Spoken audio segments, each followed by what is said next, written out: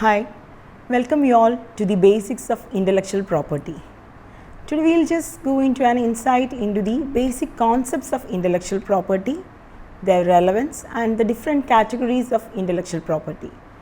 We won't be looking into the legal aspects or in detail the philosophical underpinnings, just the concept of IP as such. Intellectual property, the term itself implies intellectual and property. So, you are getting a property right, you are getting a property for the creation of your mind. The creativity, the intellectual aspect, the product of your intellectual aspect, the creativity of your mind is given an exclusive right, and you have the right to utilize that for your profit. You may be having an idea in your mind. The idea will get converted into an actual product or a service.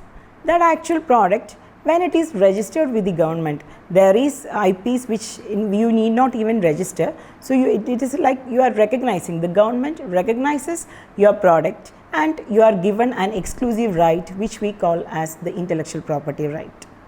There are around 7 categories of intellectual property rights. There are even new categories being added to the aspect of intellectual property. The World Trade Organization, in the agreement of trade related aspects of intellectual property rights, which we call as TRIPS, have recognized around 7 categories of intellectual property rights. They are, you can actually broadly classify them into industrial property and then copyright.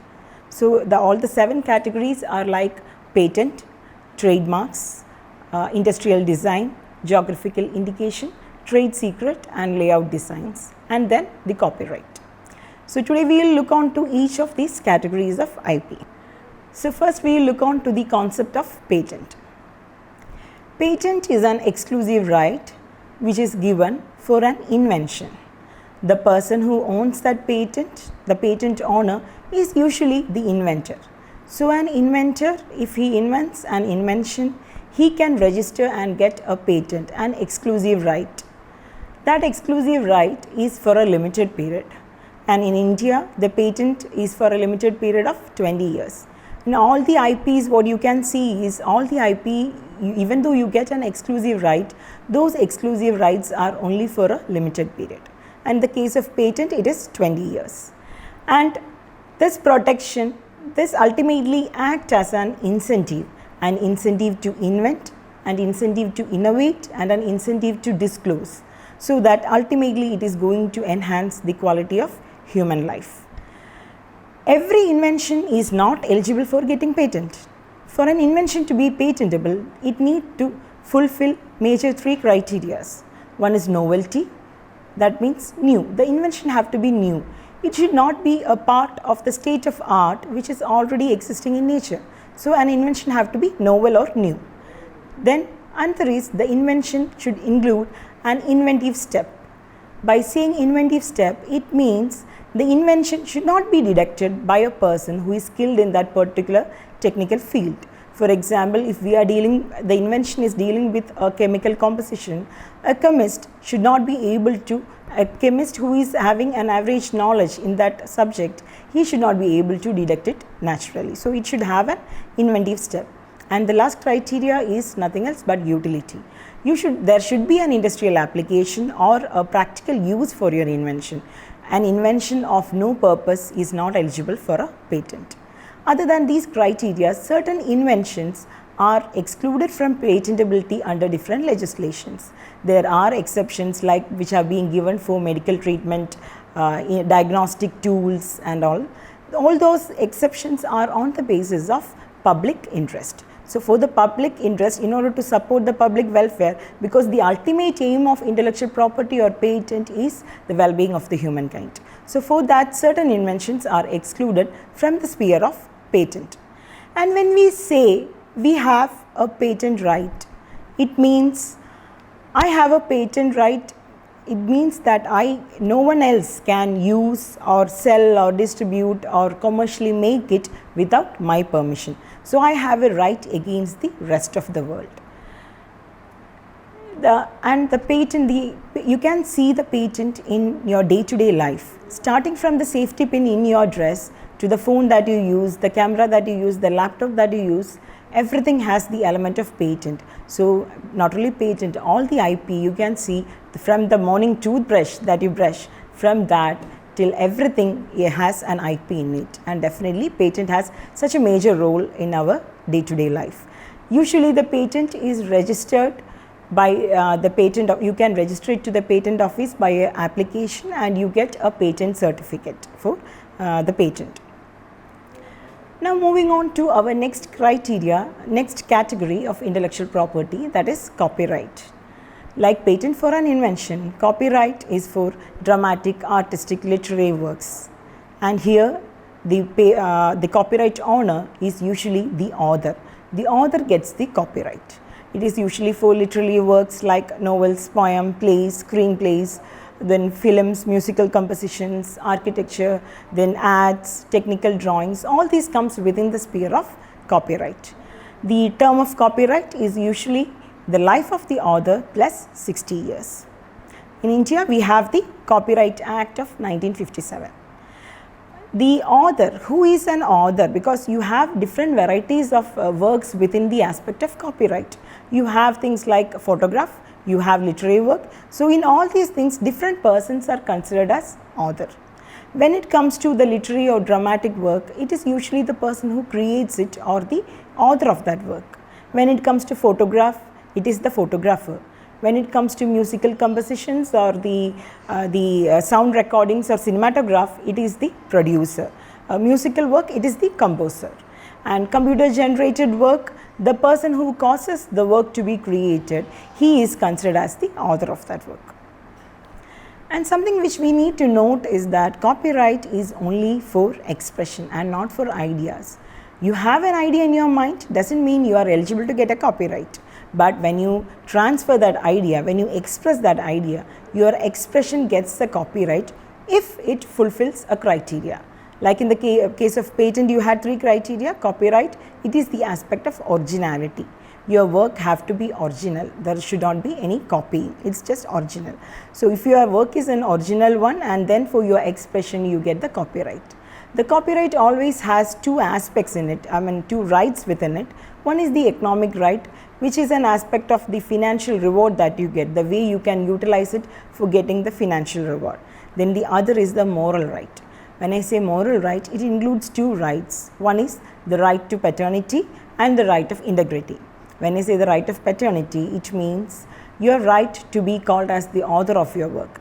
Even if you have transferred your work to another person, you have licensed it or you have given it for an adaptation, your novel to be adapted to a screenplay, but whatever it be, you remains as the author of the work. That is the right of paternity. And when we say right of integrity, it means your work should not be changed in such a way that it is going to affect or harm your reputation, the author's reputation. That need to be maintained, and that is the right of integrity. The copyright, when the copyright has related rights with it. When you say the copyright, your way of utilizing your copyright means you can reproduce it, your right of reproduction, right of broadcasting or adapting it, like your novel can be adapted to a film. So the right of adaptation, recording, translation, all these aspects are included within your copyright, and these will help you to earn your economic benefit out of your copyright. And the copyright, an aspect which is different from the patent with regard to copyright is that it is not necessary to be registered. You have written a book means you have got the copyright of your book. So it is not compulsory to be registered, but still you can register it. You have the office of the copyright to register it. The relevance of registering is that it acts as the prima facie evidence in any court of law.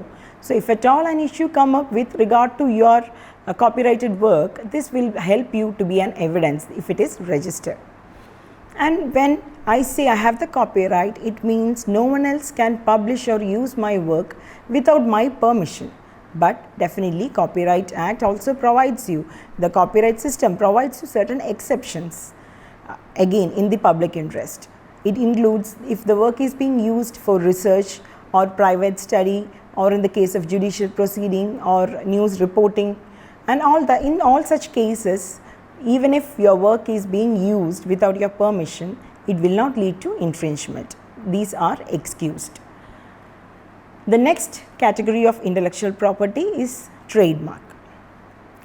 The trademark, maybe these symbols will help you to recognize what I mean by trademark. Adidas, Coca-Cola, Nike, or Amul, the symbol of Apple and all that. So that what brings to your mind is a specific brand or a company. So those are distinctive signs that will help you to connect a particular good or a service to a person or a company from where it is manufactured or produced. So it is that distinctive sign which you call as the trademark. So it will help the consumers to identify certain goods to a particular source, particular company or the product, so that they will be having in their mind that this product or the service is going to have so and so qualities. So that is the relevance of trademark. The trademark, it can be either name, symbol or slogan or combination of all these things. All these can add up to your trademark. In India, we have the Trademarks Act of 1999. What do trademarks usually do is that it ensures the owner that you have the exclusive marks in your product, so that there is no misleading in the public is able to access your products by seeing your trademark in your product. Definitely you need to register your trademark.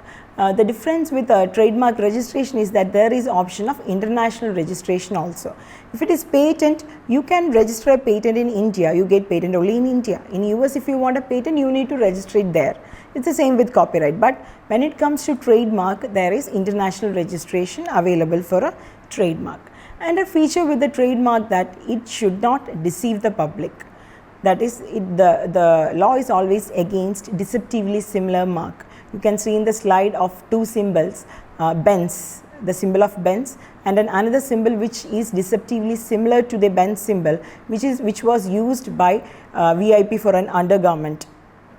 So this is what you call as deceptively similar. So it creates a misleading norm in the mind of the public that, see, this undergarment is from the company of Benz. So this was a famous case of Benz versus Haibo Hindustan.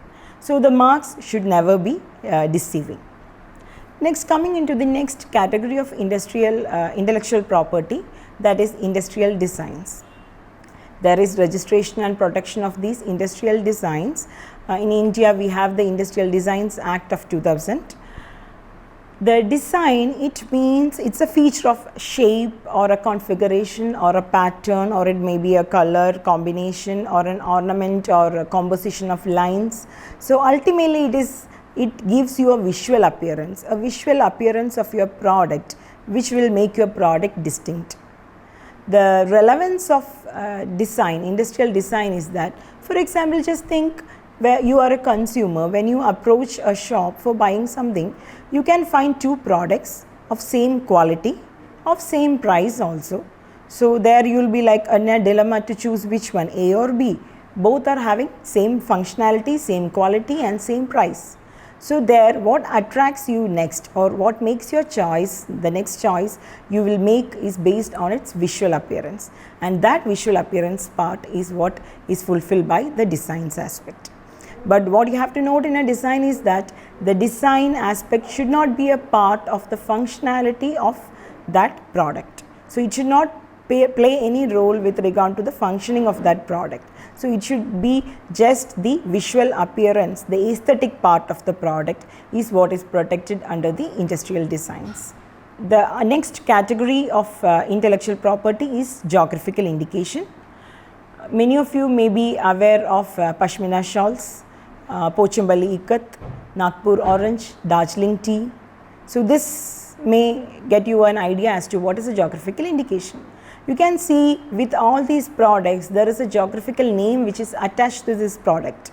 Yes, definitely that is the connection. When you say geographical indication, a product with a geographical GI tag, it means it is a sign used in a good that have a specific geographical origin.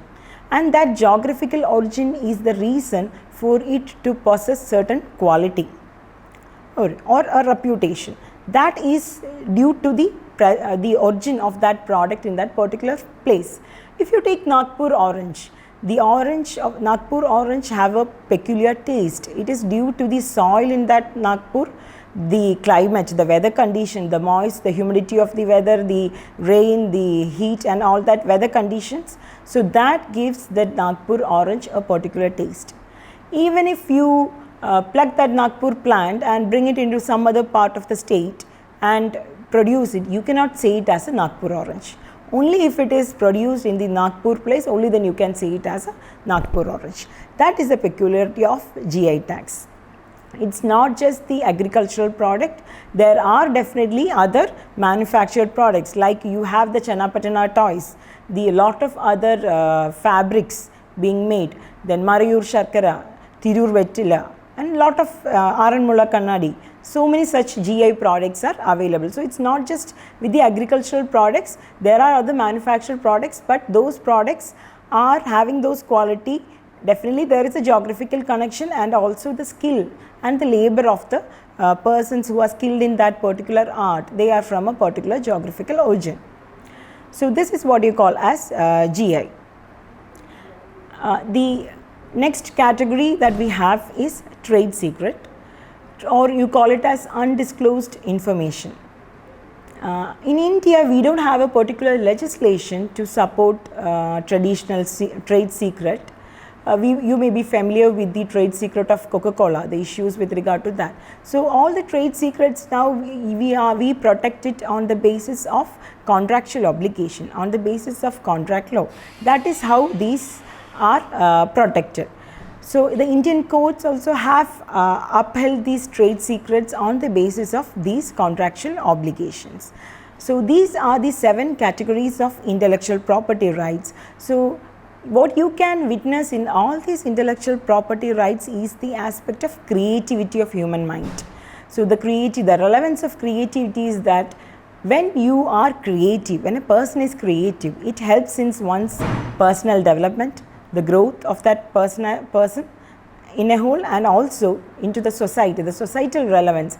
It leads to the social progress, the cultural development, the well-being of the humans, and also the development of the nation as a whole. So that is the relevance of intellectual property, or the relevance of these creativities to be protected. So they act as an incentive to invent, innovate, create and to disclose this information, because there are chances if you lack any such protection, there are chances of free riding of your invention, whereby the creator will not be willing to disclose those informations. So these protection in the way of patent, copyright and all that will help you to disclose your information also. And in the today's world, what you can see is this is a world of capitalism, knowledge capitalism. We have moved from the capital economy to a knowledge-based economy, so where the knowledge or the information matters. So IP is a way of protecting your information. So it is a new gen human right which is a part of your day-to-day living. And in all these categories, what you can identify the peculiarities that intellectual property have are that they are intangible property, and you can see exclusive rights being given, but that too for a limited period. Like the other traditional properties, these properties can also be used, sell, manufactured, transferred or licensed, and also have huge economic benefit. And of course, these are legal concepts, because these come into existence only when law recognizes them. And a nation with a strong IP protection will be a nation which look forward for a future development and growth.